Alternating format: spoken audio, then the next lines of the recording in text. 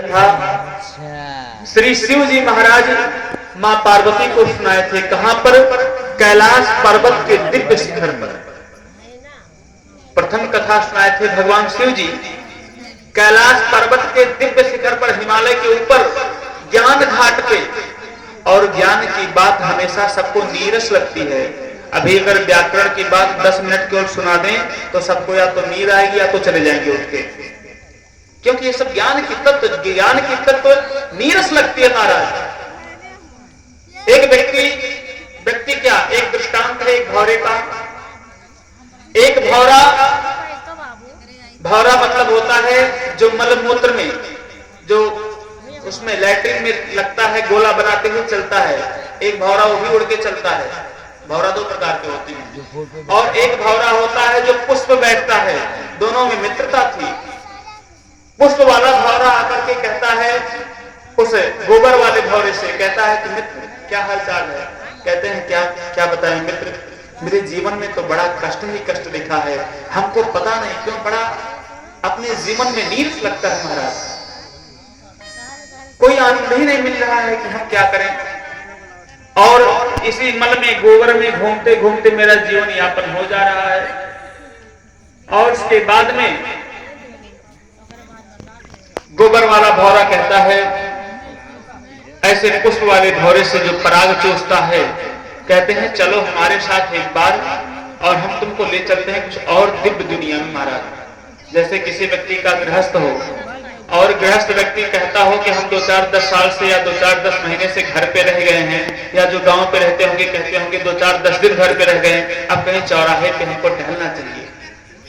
तब जाके उनका मन शांत होता है। उसी प्रकार से वो गोबर वाले भौरे को ले गया पुष्प वाला भौरा, और बड़े बड़े दिव्य पुष्प का पराग चूस रहा है। उनको भी कह रहा है कि आप भी चूसिए, पराग लीजिए बढ़िया से, यहाँ का आनंद देखिए कितना बढ़िया है।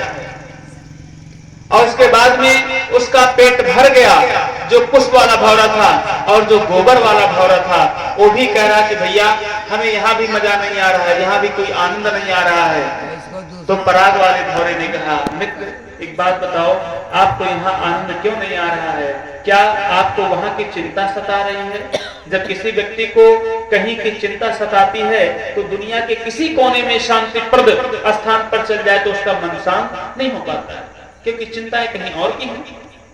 इसलिए कहते हैं तब वो जाकर के गोबर वाला भौरा बताया कि हाँ मित्र क्या करें, हम वहां से एक गोबर का गोला बना करके अपने साथ ही लाए थे कि पता नहीं वहां जा रहा हूं पुष्प का पराग का चूसने के लिए रस, वहां का जो अमृत पुष्प का हमें आनंद लेने के लिए जा रहे हैं, पता नहीं वहां गोबर मिलेगा कि नहीं, इसलिए अपने साथ एक गोबर का गोला हम बना के लेके चले आए हैं। उसी प्रकार से बंधुओं माताओं, आप लोग अपने जीवन में जब भगवान की कथा सुनने के लिए आए, ज्ञान की बातें शुष्क लगती हैं, लेकिन ज्ञान के साथ साथ में आपको भक्ति की बात बताई जाएगी, आपको अपने जीवन को संचालन करने की विधि बताई जाएगी, और उसके बाद में आपको जीवन को मंगलमय बनाने के लिए यहाँ पर हर तरीके से कार्यरत रहा जाएगा।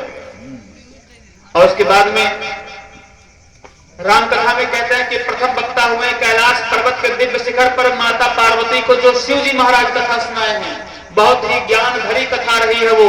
इसीलिए माता पार्वती 1 दिन 2 दिन तृतीय दिन चतुर्थ दिवस में भगवान के जन्मोत्सव तक केवल कथा सुन पाई थी, और उसके बाद उनको नींद आ गई थी, वो सो गई थी। तहां से चला है शिव महापुराण, और फिर वहां से जन्म हो जाता है शिव महापुराण की, पूरा शिव कथा है, अलग से शिव महापुराण ही बन गया है।